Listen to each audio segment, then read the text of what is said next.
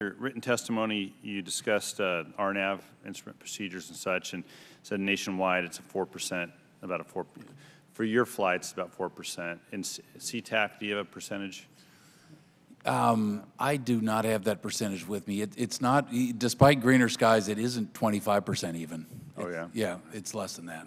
And what steps then, either nationally or even at SeaTac, could be done to increase that to something higher than it is? Yeah, the situation we have is that these greener skies or RMP approaches have to be approved for every approach to every runway end at every airport. So SeaTac, there's 3 runways, so that means there's 6 runway ends, and there's 2 or 3 approaches to each runway. And there's noise is one of the other gentlemen spoke to noise. Noise is a big part of the review process. The FAA takes time to develop the procedures. So what we have is a one-by-one approval of each of these approaches. And I just think somehow we need a much more rapid. In my own way of thinking about this, there should sort of be a default view that these approaches, this technology is better than what we have today, even though the noise may be a little bit, it'll be an engine at idle power, and with GPS, it'll be the same track every day. It may hit one house more than the current system, but there will be way less noise with this new technology than we have with the old. So some sort of fast tracking of these approaches, I think, would help us. Yeah, so it's not just a matter of different approaches, it's also in how you operate that approach as well, what you're saying. Yes. If you have the same kind of approaches, but we still do the stair step in and out, we're not really taking full advantage of the technology. Correct.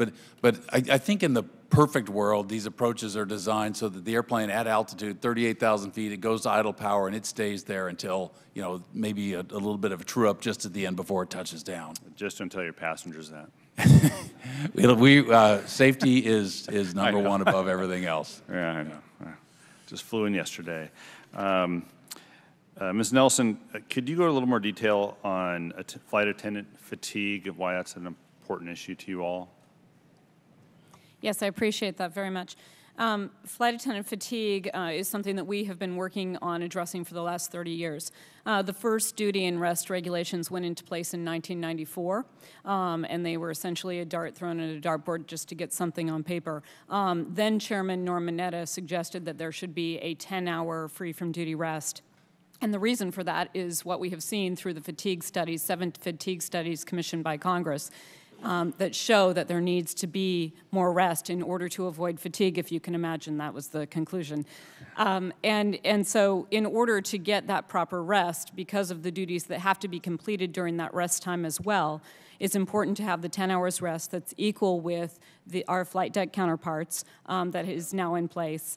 And we are adamant to get this done, especially with the increased duties and less staffing that flight attendants have on board, with more opportunity for error, with fewer of us handling more passengers. It's simply unacceptable. We've got to address this fatigue issue and have equal rest with our flight deck counterparts. Yeah, thanks.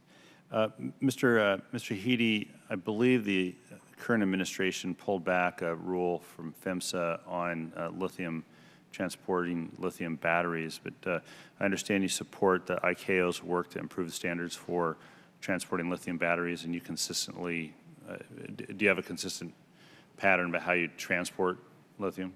Yeah, I think it's critical because if you look at our customers, DHL, for example, everything that we handle for them throughout their North American network is an international shipment, either originating or destinating in an international environment.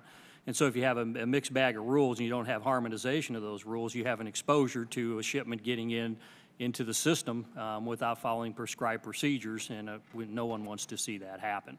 Okay. So it's got to be consistent across the board. Yeah, thanks. Mr. Chairman, I'll yield back and let someone else have a chance. Thanks. Thank